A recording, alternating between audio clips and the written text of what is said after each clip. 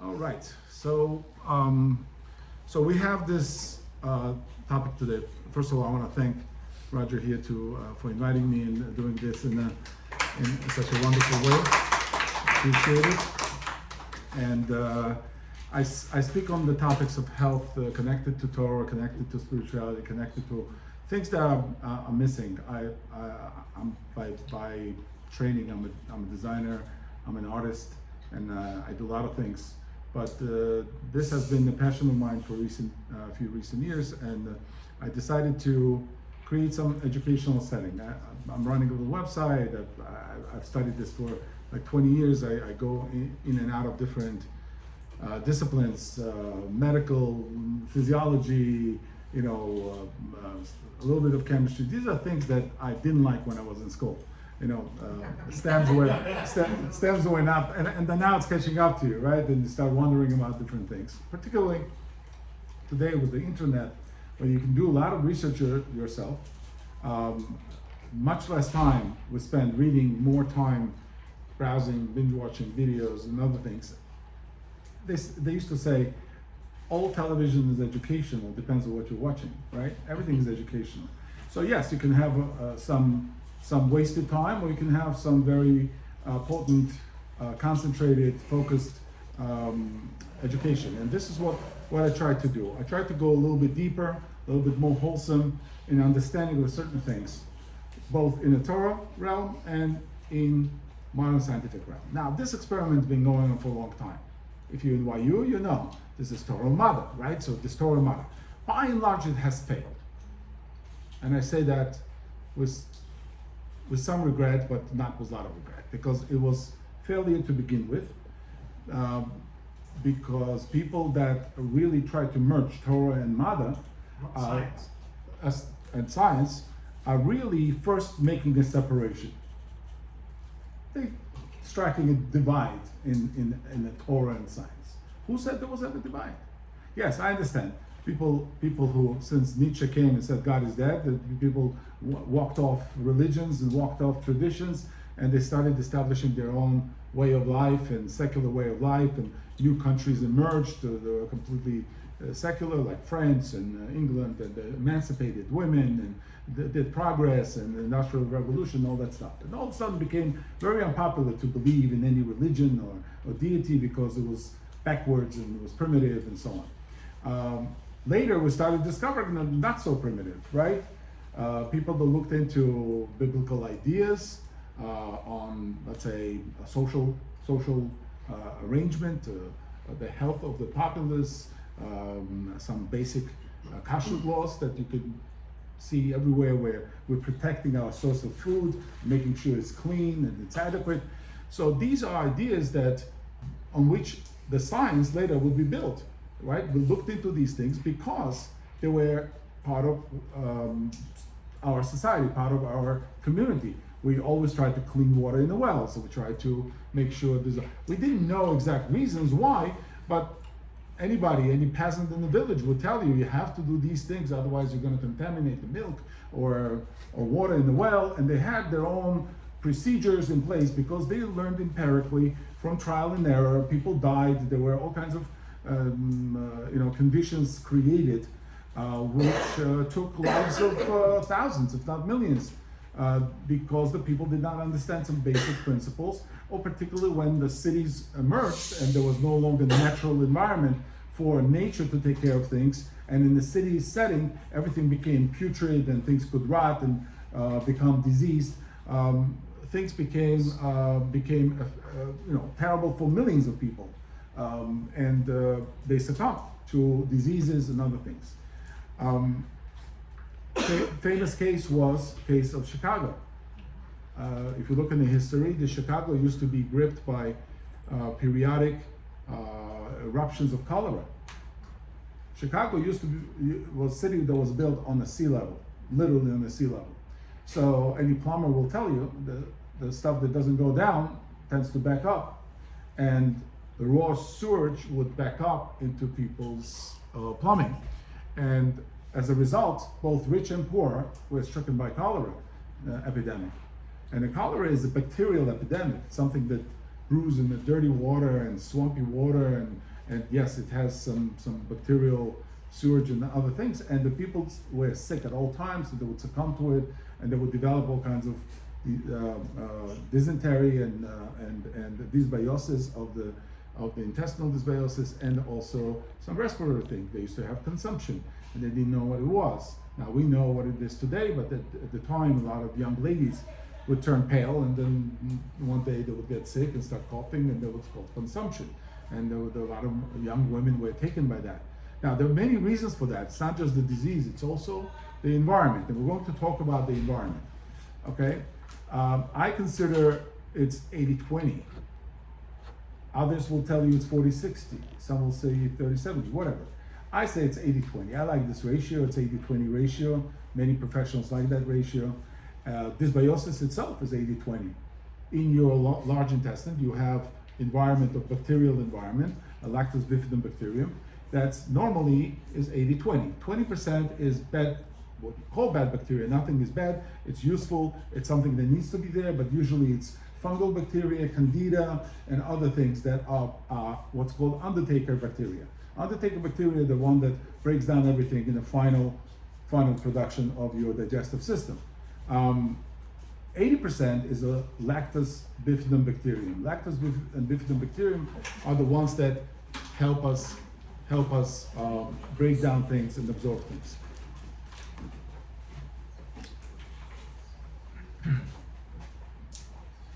So 80-20 ratio. So I believe it's 80% terrain and 20% germ. I'm going to explain that, but first we're going to start with a mitzvah of Bikur Cholim. Mitzvah of Bikur Cholim, many of you know, you've been visiting sick, particularly in COVID time, as much as people could, whatever they were allowed. I mean, it was a travesty, you couldn't see loved ones, but people still tried. I did without any much restriction, nothing happened, but others were a little bit more cautious, and they did not visit. A lot of people unfortunately passed away in loneliness and without being able to connect with their loved ones. And this by itself can cause any number of complications with a ongoing problem, a disease that's already happening, or a person is weakened in some way. And to add to this, the lack of care. You heard of cases where people were not given water and the nurses did not attend to them. This is a different level of human cruelty, where patient, in the setting where they have to be provided care, they get opposite of care. They get no water, they get no services, and so on. And all of that is in combination with, let's say, harsh medications, or people were intubated improperly, or whatever else could come, and then was insult to injury at that point. Rambam says, Bikur Cholim mitzvah ala kol. It's a mitzvah for everyone to do. Afilu gadol mevaker et hakatan. Even an adult can visit a child. Now, what's the problem here? Why can the adult visit the child? Why would I think adult cannot visit the child? There's not much conversation there. Let's say it's a minor, it's an infant. Can you visit an infant? What are you going to talk about? You're not talking to him, right? You're visiting a child. Shortly, I will tell you why it is important to visit even people who are non-communicable, not communicating with visitor. Okay, and there's a spiritual substrata there that allows you to clearly see that it's important. Continues Rambam, הרבה פעמים ביום means the many times a day. He came in the morning, he can come in the evening. There's no restriction. Every time you go, there's a mitzvah. It's almost like they're wearing a tefillin. If you sit there the entire day, it's a mitzvah. If you sit and hold a person's hand and read him stories and talk about things and help him get up and assist him physically, that's all part of the mitzvah of Bikur Cholim. בכל המוסיף משובח ובלבד שלא יטריח. As long as the sick person needs and wants your company, then you can stay there all the time. If the person says, don't leave me alone, please stay here, I'm afraid of that nurse, stay here. People have told me, can you not go? This one's shift is coming to an end. I don't like her. Can you stay a little bit? There were cases like this. My own family, I used to come and they said, no, this one is she tosses me like a piñata when she changes linen. It's terrible stuff. Anyway, so therefore, yes, it is, even in modern settings, you can't assume that your loved one is going to be taken care of fully. You have to be present there. And many times I've caught people in the system mistreating. I mean, you see, I don't have to explain to you, hey, Jennifer, how are you? How are you? So nice to see you. Come sit here, sit right next to me. I love Jennifer.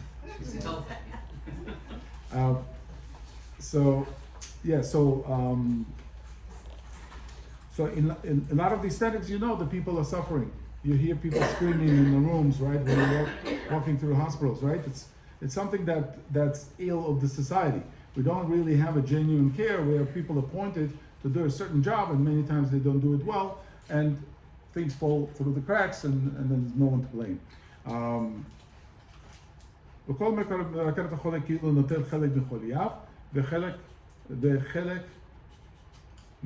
Meaning that there's a Gemara that talks about, the idea of Ben Gilo. Ben Gilo is the idea of somebody being of a certain age. Let's say I'm 50 years old, you're 50 years old, and we meet together.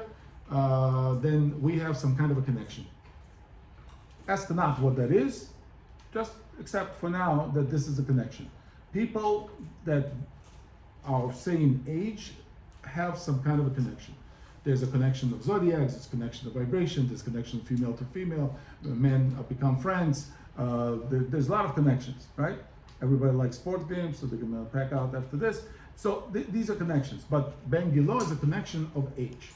Somebody of the same, not relatively the same age, not exactly the same day, but relatively the same age. Now, there's some kind of influence. If such a person visits a sick, then he takes 1/60th of that illness.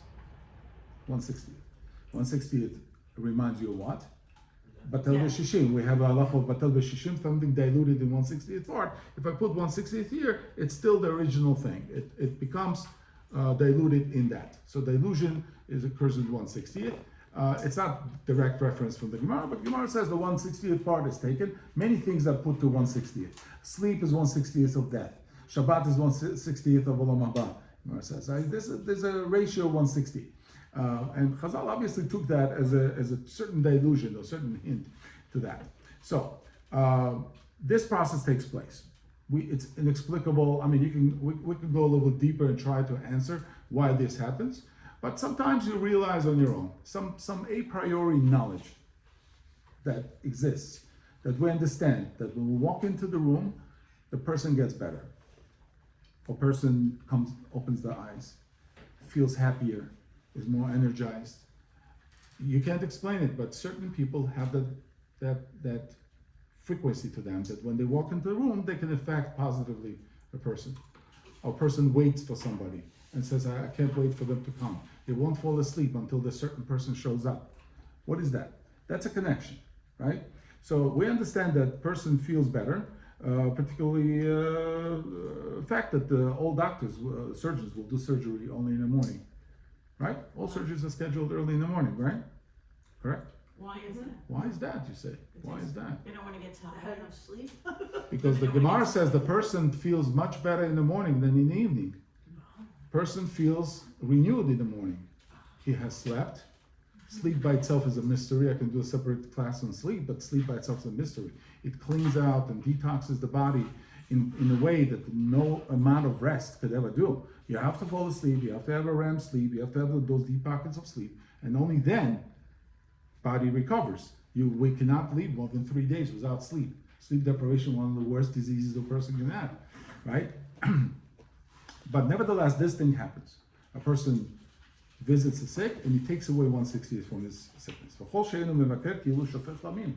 And somebody who does not visit sick, ke'ilu, they threw in this word ke'ilu, as if it's spilling blood.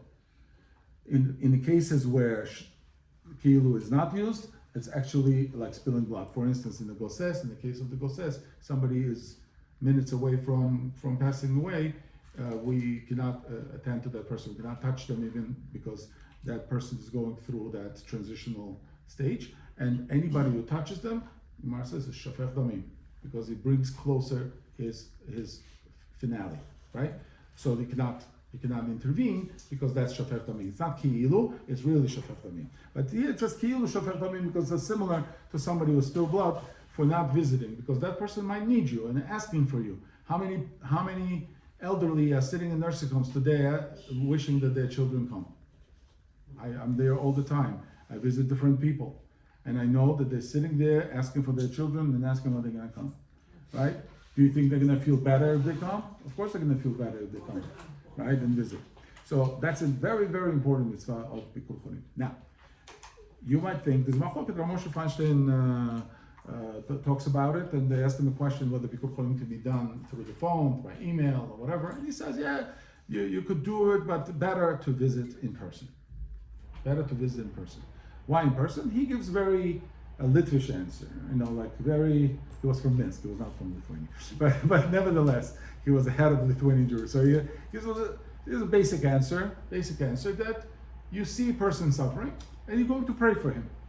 When you see how much he suffers, you're going to pray for him. Now, it is an answer. It's not a great answer, it's an answer.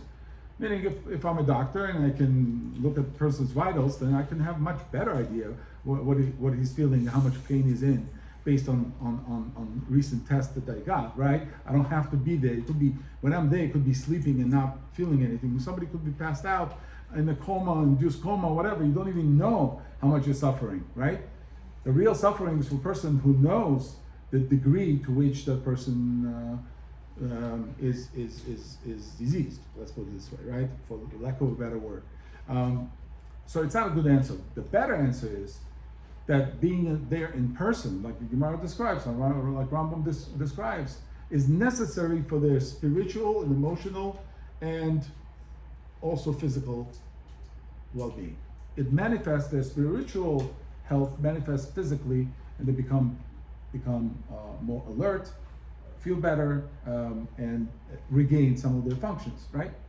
Baal Mitzvah Gemara here says, Amar Mar, Asher Yelechu, they should go, Ze Bikur Cholim, they should go to Asher Yelechu, they should go, this is a reference to Bikur Cholim, Hainu, Gemilut Chasadim, which is also part of Gemilut Chasadim. You do chesed when a person, you visit in person.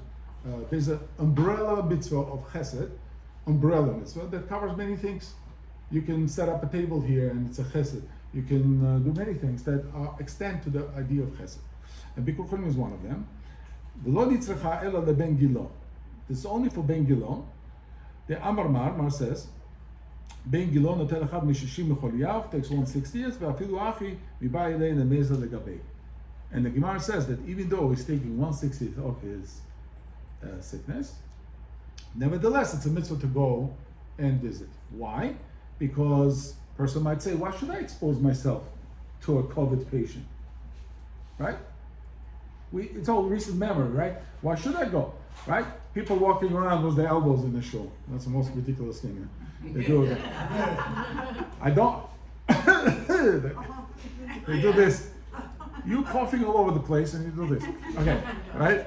Now, I'm not saying the person should not be careful with shaking hands, particularly if their hands are dirty. It's not.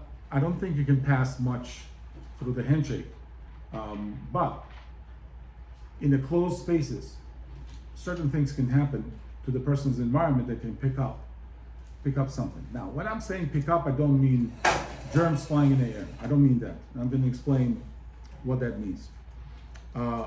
Person might say, why should I go to a sick person? I might get sick. So therefore they created a mitzvah that pushes them to go. It's almost like God guarantees that if you go, you'll be fine. You're only taking 1/60th, it dilutes in you, but that person, you're taking away 1/60th from him. So he benefits, you don't get harmed, and everybody's good. Yeah? So therefore you should go. Don't be afraid. Don't be afraid to sit next to an ill person. Now, evidence. Our pediatricians see sick children all day long. Are they sick by the end of the day? No, they go to work next day. What happened? Why are they sick? Every child coughing in their face. Yes? They pick them up, they touch them, right? They don't even wear gloves, right? My son's pediatrician never wore gloves. Why? Right? Why is he not sick? Why? Because he builds up protected. it's protected. Everyone, they built up his He builds immunity. up an immunity from being exposed so often. Yeah, no, he's a heavy smoker. He goes outside to smoke. The doctor. Well, that is No. I'm joking. But what I'm saying is that there is something to say about internal conditioning of the person. That no matter how many germs come my way, it doesn't affect me. Why? Because I understand right now that I'm treating somebody for something, and I'm not in the receiving mode of this germs. Give you a scenario. You've been in a stressful situations. You're in a stressful situation, and you are all the familiar faces. Beautiful. You're in a stressful situation. You're working hard. You're running around. You're doing 5 things at the same time, and you feel fine. You come home and you crash. Had those? Why'd you crash? Why didn't you crash in the middle of the working day? What, right? But you did not eat your lunch. You were all pumped up and you were running around, right? So the body has the way of prepping everything and pushing back on the stressors. And then when you come home, your mind, your entire body says, "Oh, we're home. Okay, we can relax." And all of a sudden, like, out, right? The person now develops fever, has aches, has something, and starts taking Tylenol or whatever, yeah? So you understand that there's a terrain at play here. And this is what we're going to discuss on the second half. Why does a person get sick? Every Jewish family knows. Close the door, there's a draft. What's wrong with the draft? You can be outside in the minus temperature and you're fine. But when there's a draft, you can get sick. Why? Right, you know that, right? These are all knowledge that you already have. You've heard it anecdotally, you explored. But there's actual scientific / whatever, even holistic ideas around it, right? There are people, when they look at the sun, they sneeze. You know that condition? Yes, she knows. You don't know that? Look it up, Google it. Yeah, I sneeze with the sun. Well, you sneeze with the sun, there you go. Okay, right? So what does it do? Now, sneeze technically means some kind of a histamine reaction, correct? White blood cells are released in the bloodstream, and there's a histamine reaction. So, hi, come. You can sit here. Why? Sorry to interrupt. There's a concert, so let's I have a whole family here. This is my family. So I'll count my cousins and my first cousin and 2 cousins once removed. It's all cousins, fall under the cousins. All right. So when there's draft, there's a contrast. Draft, I'm sitting warm and I'm nice, right? And all of a sudden there's a draft.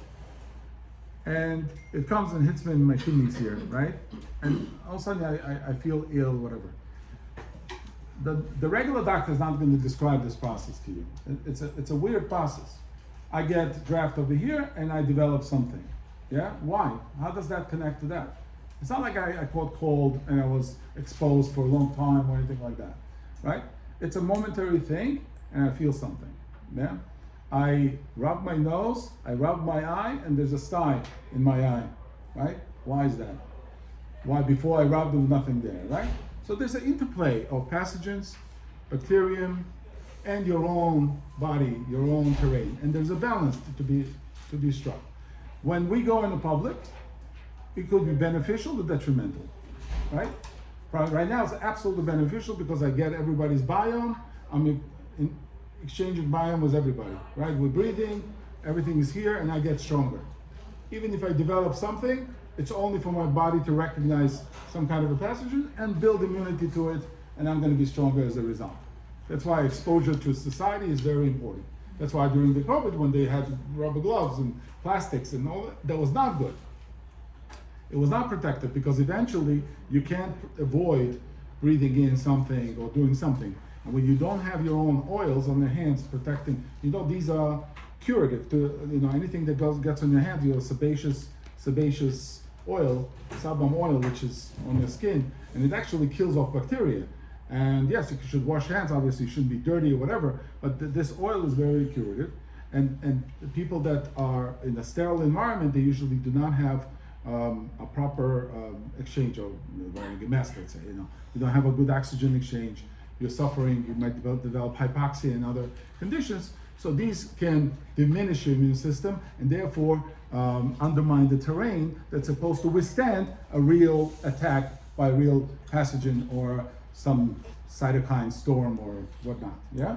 Because if the immune system is deficient, then nothing's doing. People who get a bone marrow transplant, right? What happens there? They have to kill their immune system.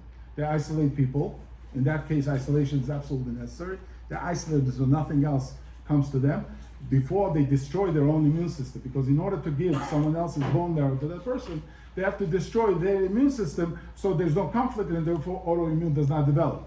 Because their own immune cells are going to attack whatever is new, and it's not going to take, it's going to be a rejection, right? So it's important to understand that as a principle, that our immune system and its well-being is what really keeps us healthy. It's not whether I was exposed to this bug or some virus or whatever. No, it's how strong I am in order to push against it. Everybody in Soviet Union, my cousin would tell you, everybody visiting hospital would wear a white coat. Did you wear a white coat when you went to New York Hospital? No. Why? You should wear a white coat. Everybody was a tradition to wear a white coat. Why? Because white is protective against bacteria in general. White color as a color, because it reflects all light, and therefore bacteria does not live on white surfaces, right? And in general, it's another layer of protection. So it's customary. So I have a picture here. I don't know if you got notes that even Putin himself, when he goes to Russian hospitals to visit soldiers, they put a white coat on him. He can just march in and do whatever. So this idea of preventative. Now, there's a famous Nurse Nightingale. Anybody heard of Nurse Nightingale? Right? Florence Nightingale. So she famously saved probably thousands of lives by going into soldiers' barracks where there were wounded soldiers, and her nurses would start cleaning and ventilating the air. And she has a famous quote here, says the nurse is to maintain the air within the room as fresh as the air without lowering the temperature.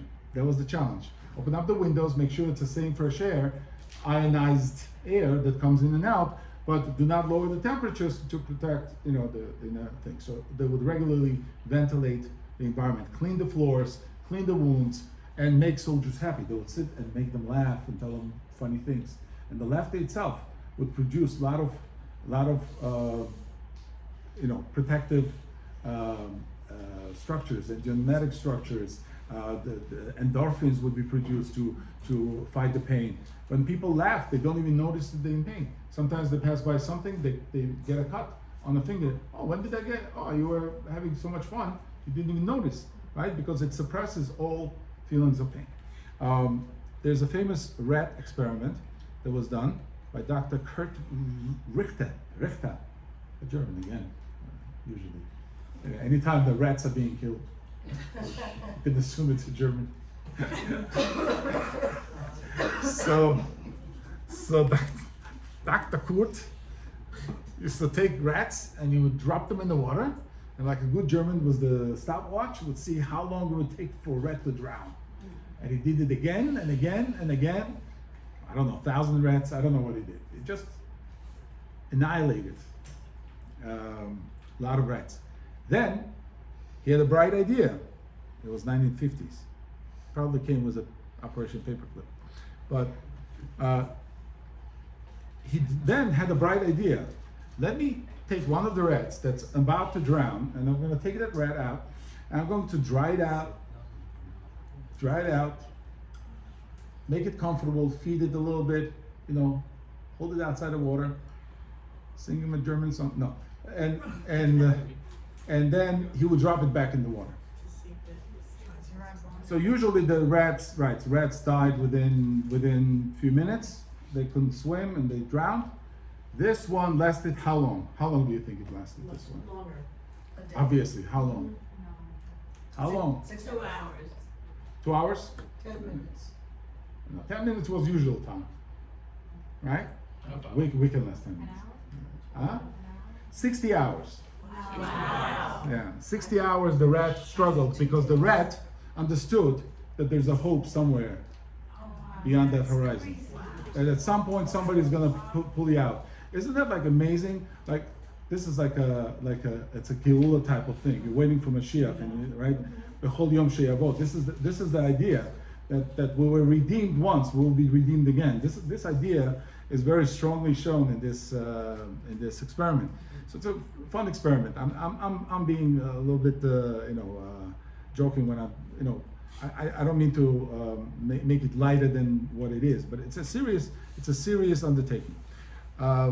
Many armies, Korean army. I have a picture of a Korean army and soldiers who are topless. They go in the snow and they rub themselves with ice and snow. That's a regular regiment in many countries that are northern countries. They expose themselves to cold without catching any double pneumonias or anything like that.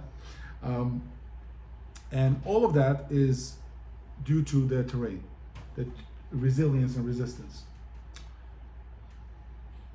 I'm going to start with Mishnah, then I'm going to go in the essence of the machloket, an argument of Louis Pasteur and Antoine Béchamp. These are two French, Louis Pasteur and Béchamp.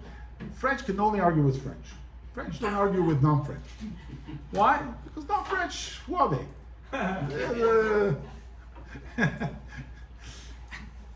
Right? So Mishnah says, המכבה את הנר מפני שהוא מתיירא, מפני גויים, מפני ליסטים, מפני רוח רעה, מפני החולה שישן, פטור.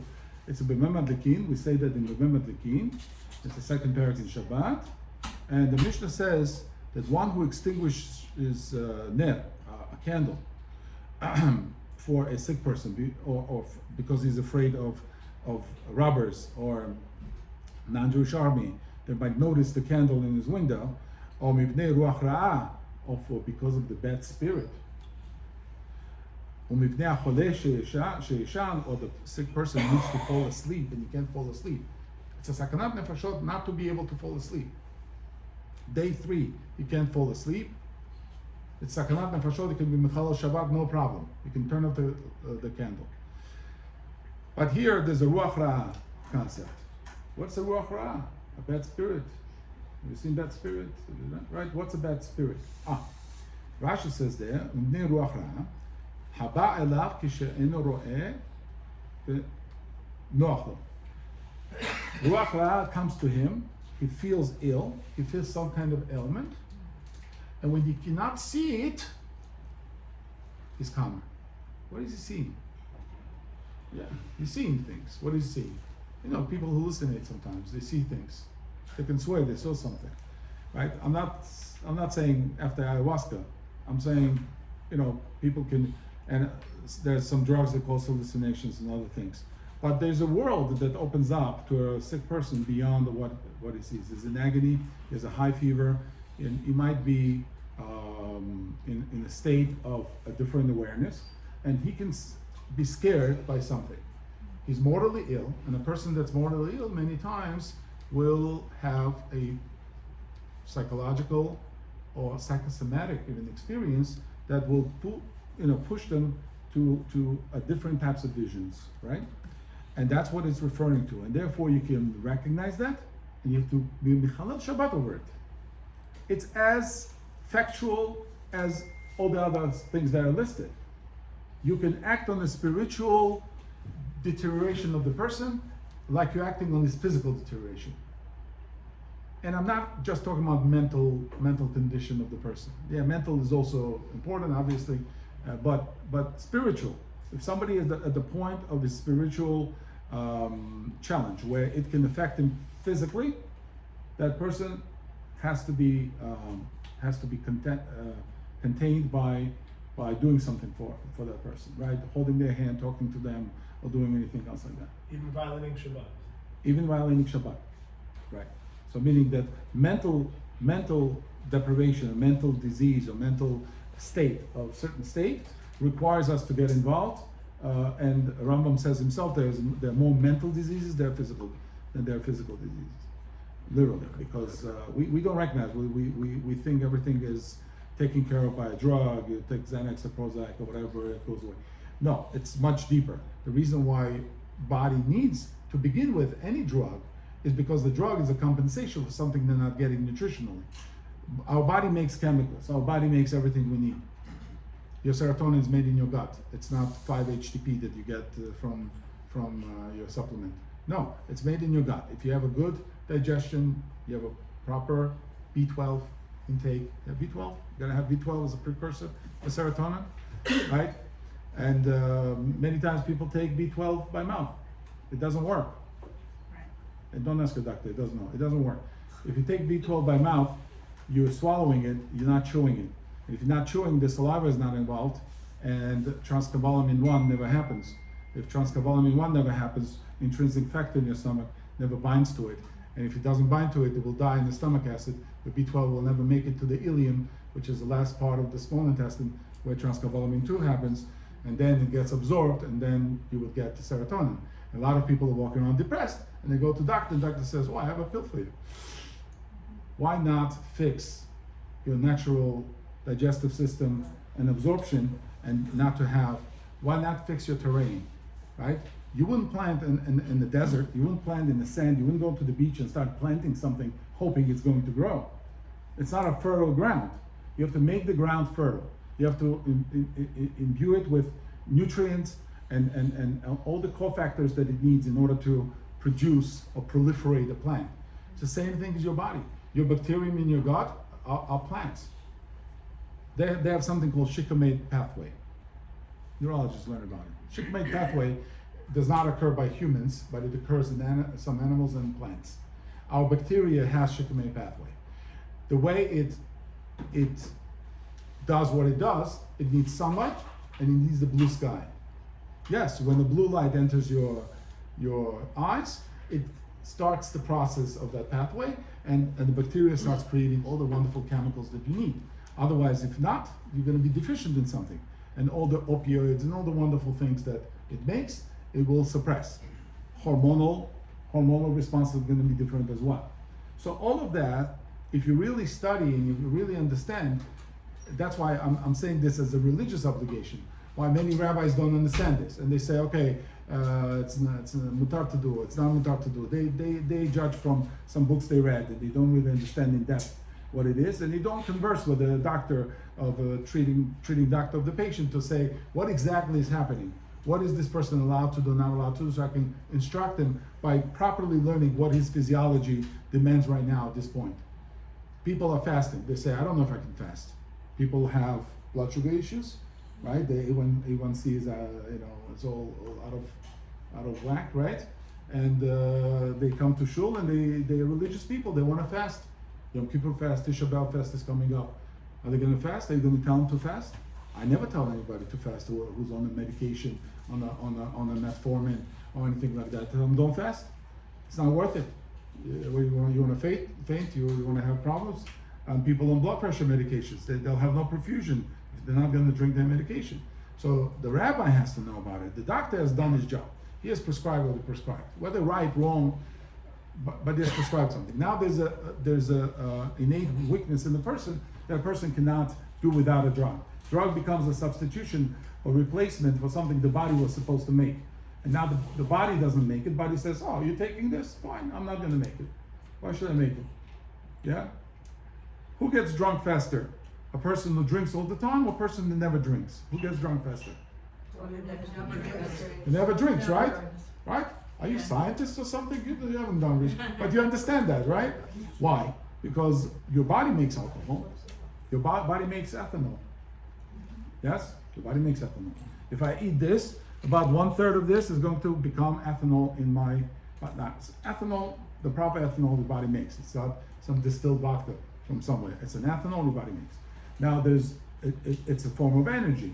Like carbs are a form of energy, so is alcohol a form of energy. It's immediate available energy for your body. One of the reasons when drunk people get rowdy is because they get a lot of surplus energy initially. Then they get, right? But the reason why they measure your intoxication level at the 0.3 is your tolerance beyond what your body makes. The alcohol, the levels that beyond what your body normally makes and can metabolize. But beyond that, it does not metabolize, and therefore you have intoxication. So everybody goes by body weight. You've heard it by body weight, right? Because your body produces different amounts of it, and that's why it's important to know that your body can produce it. Your body doesn't produce it. You never drink, and then they invite you to a party and they say, "Yeah, you got to drink another one." Yes, bottoms up, and the person is drunk and doesn't know what happened. Meanwhile, his friends can drink 3 bottles and not feel anything, right? So this is the way the body works. By the way, Georgians and Italians, for instance, are never alcoholics. Why? You don't find them lying in the street. Because they drink so much. They drink wine on The a regular tolerance. basis. I'm gonna That's hear why. something. Okay, so they do drink. Polacks also drink. Russians also drink, but they get all drunk and become alcoholics. Why? Because they're not wine country. Antioxidants. Georgia, Italia is a wine country, so they develop enzymatically. They're able to process alcohol much better, unless you take antibiotics and then it destroys whatever, and then yes. So you see how important is your terrain and where you were raised, and the land and the water that you were raised on affects the way you're going to respond to different stressors. Provided alcohol is a stressor, sugar is a stressor, right? Your metabolic rate is very important, right?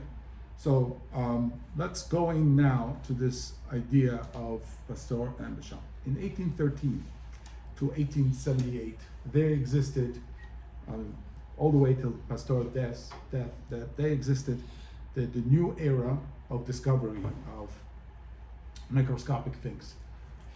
Microscopes were everywhere, and they started looking, and they started seeing things, and they saw that in the regular water that you drink from your well, now there are 300 different cultures of bacterium that live from the well water that you draw.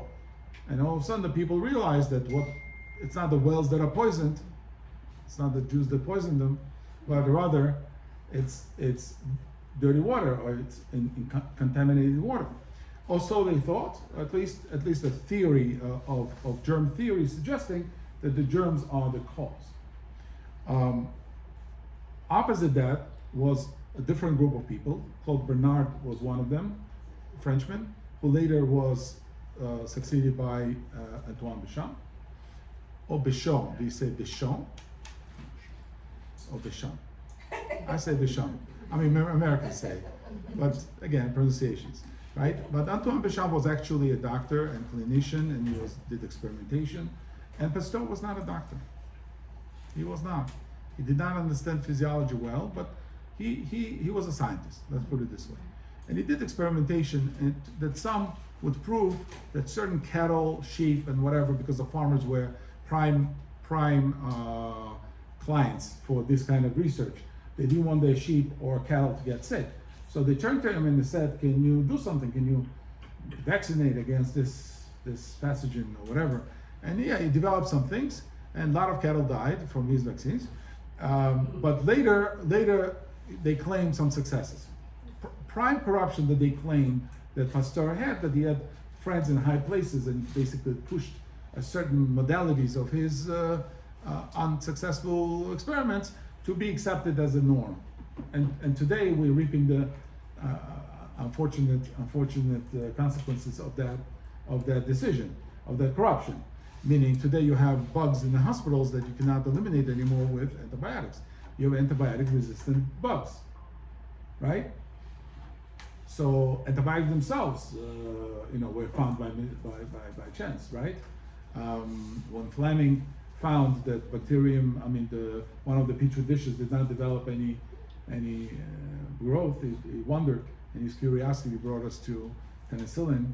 That was first antibiotic, and he saved a lot of soldiers in the battlefields or whatever, because the wounded soldier would almost surely die, and now he could be saved because the body could have some fighting chance. And that's the place for antibiotics. But they understood but did not realize how far the bacteria can get adaptive nature to it, to start getting used to different antibiotics, and bacteria would not die. And today you have resistant bacteria that does not die, and the hospitals are probably worst places to be when it comes to these superbugs, what they call them superbugs, and people at the hospitals, unfortunately, I'm terribly against it, and if anybody listens, I would advise never to take 2 antibiotics the hospitals give right away, almost to any patient that walks into hospital today. They do it for their own protection. They say, we understand they can develop pneumonia here, so let's give it. Hospital-acquired pneumonia is actually man-made disease. It doesn't exist in nature. That's why it's called hospital-acquired pneumonia, because it's because hospitals exist that there is such a pneumonia that's so powerful that most people who don't die from diseases usually die from pneumonia. Diagnosis is pneumonia, what's put on the death certificate, right? So idea is as follows. Do germs cause diseases? Or is the terrain that's deficient that makes disease possible? In the pediatrician case that we said, a lot of kids are sick, but pediatrician doesn't get sick. You understand that the terrain has something to do with it. On the other hand, yes, as a military, chemical weapons specialist will tell you, yeah, we have very strong stuff that can destroy in fact, Geneva Convention outlawed some of these things to be used in the war. That biological and chemical weapons that could be used in the war. So obviously there's some strong stuff that can be, but usually it's man-made. It doesn't occur in nature. It's usually isolated, fortified, mutated, and so on, and then made into a weapon. And in nature, God provided us. We don't have such things. You can live in safety of a forest, for instance. All the pandemics that happen usually happen in the cities. They don't happen in villages. Why? Because village is a natural place. It's right. In some cases, yes. Even villages, fungal. I mentioned yesterday about the fungal infection in the grain that they had because they used to store grain, and then they would break out dancing because the fungus would take over their nervous system. People had their crazy dances. St. Vitus dance? So, Is it like St. Vitus? Yeah. In Europe, it started in Europe, and then later, Salem witches, they used to practice some psychedelics, whatever, and then they probably had the same effect of mushrooms, the shrooms, what they call them. I saw that they're selling mushrooms in CVS. In the supplements. Oh, the reishi and lion's mane and all that stuff. Yeah, and So, different mushrooms do different things. So the psilocybin does more psychedelic stuff, but other mushrooms could be all very deadly and toxic, or they could be very curative to your nervous system, right? And it all affects the body in a profound way. Mushrooms, in fact, are not animals or plants. They're like 70% animal, 30% plant, and nobody knows what they are. They have their own category, and it's a separate talk just to go through all the applications for mushrooms. And now they're becoming popular. People take psilocybins for pain control, even though it's followed by a little bit of a hallucinogenic effect, but it takes away the pain, chronic pain, that even drugs cannot deal with. And now that's the next thing they're looking into in order to develop some mushroom and psilocybin-based active drugs to help patients with pain. Is that also like mushroom coffee? Yes, mushroom coffee, yes. It's a mud coffee and mushroom coffee, yeah.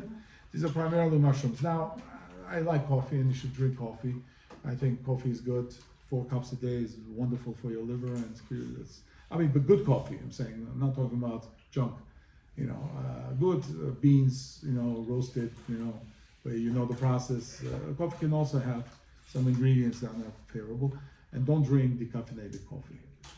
I won't tell you all the chemistry goes into it, but try not to drink decaf coffee. On his deathbed, Louis Pasteur admitted, that's what they say, that germ theory was wrong.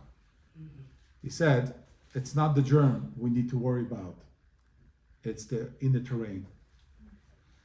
Inner terrain is all that we need, meaning if your immune system, nobody has proven yet, even today's modern science, that if a person is absolutely healthy, all parameters of health, and I'm talking about absolutely healthy, I'm not saying what AMA calls healthy. AMA calls healthy, person who had 20 vaccines, they call it healthy. No, it's not healthy.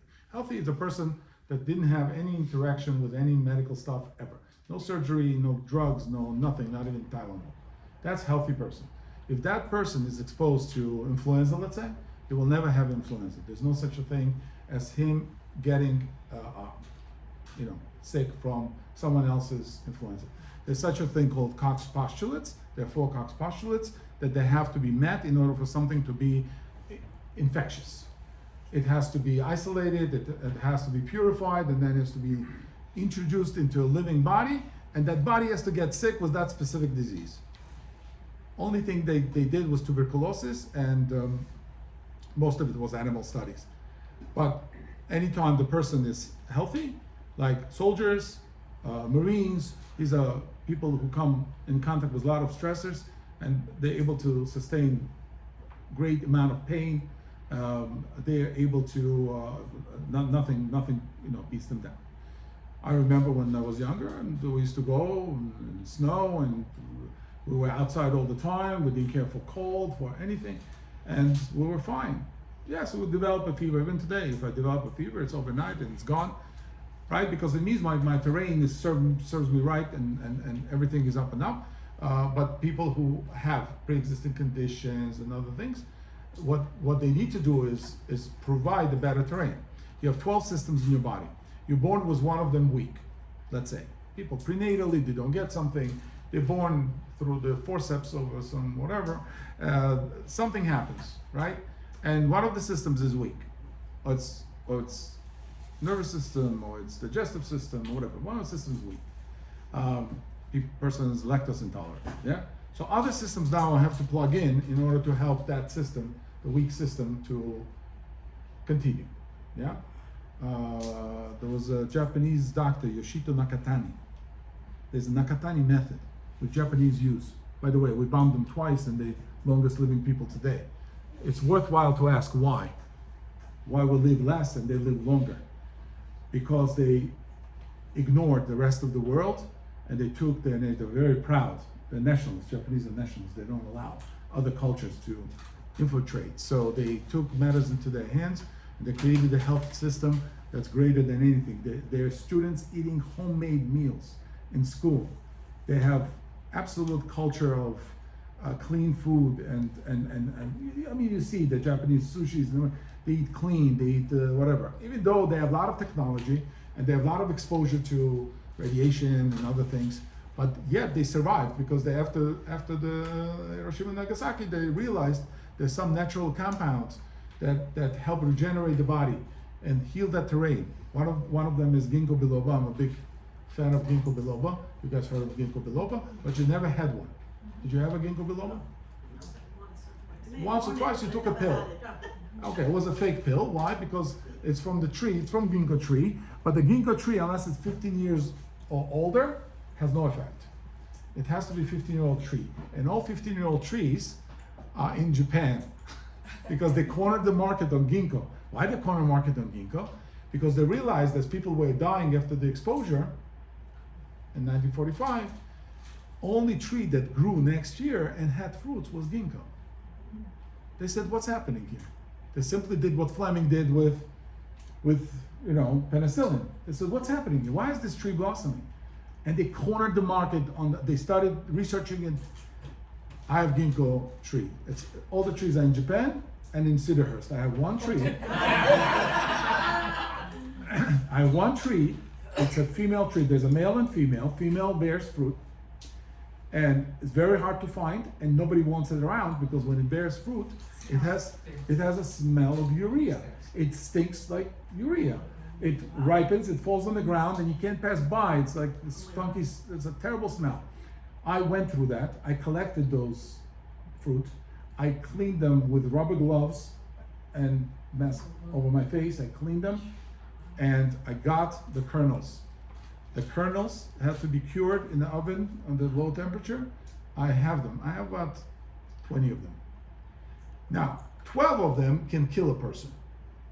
2 of them, taken daily, can restore liver, spleen, and kidneys in 1/10 of a time that it takes normally for body to restore. All the filtration. What's the problem of exposure? What's the problem of free radicals? It's detox is a problem. Kidneys can't pull out the toxins fast enough, so stuff stays, it accumulates, and layers over, and the person dies. So kidneys, liver, and spleen are detox factories. They have a mesh, and your blood goes through that mesh, your urine goes through that mesh of blood in the kidneys, and everything goes through the liver. And if those things are compromised, then the person can't live long, right? So what they have to find is a way to rebuild those structures faster. And ginkgo does that. Ginkgo, instead of 3 years, does it in 3 months. What's the thing with ginkgo and memory? That's There's what I Yeah. So what's a memory? It's a neuroconnections. It's axons, right? So what's a neuroconnection? It's the same thing. It's a myelin. It's built of neuroconnections that have to proliferate. And ginkgo speeds up that proliferation. So it doesn't allow it to die, right? So it's an amazing product, and Japanese go on the market on it. They also added salt to everything they eat. You know, Japanese eat 10 times more salt than Americans? 10 times more. You know, all the sushis and soy sauces and everything, 10 times more. They live longer, they don't have any heart issues. Any cardiologist here will tell you, oh, salt, you have to stop eating salt. Right? Are you a doctor? No. I'm so happy to hear that. Yeah, but you understand these things, right? And then when the ambulance arrives, you know what they do first thing? Without even asking patient's name, what they do? They give him saline solution. The doctor said you can't have salt. Now there's a bag of saline, 9% saline solution, and maybe 2 pushes. They do 2 pushes, right? Of saline. How's that normal? And then they have a drug called Lasix, right? There's a drug called Lasix. You know what that is? That's a patented salt. Because they understand the salt is absolutely curative for any heart problem. Why? Because salt is for nervous system. It restores all the communication, right? Without salt, you can't have nerve response, right? You need salt. And for all the fluid dynamics, right? Not to have edema, a person needs salt. Salt regulates all the bodily fluids. Now, so you see that what the industry tells you versus what actually happens. And Japanese ignored all that, and they became healthier, and they became longest living. And now you see centenarians living in Japan. There are, I think, 90,000 people who passed of age 110, Wow. which is a staggering number. And they're like with it. You know, it's not like they talk and they work in the garden and stuff like that, right? So, I'm going to finish with this. It's a Gemara. It's an interesting Gemara. Tanu Rabbanan, Rabbi's taught. Maaseh b'mekom echad. It was a story in one place. She'aya arvad. Arvad is arod. Arvad is different spellings of the word. It's some kind of a snake or serpent or dragon-like creature.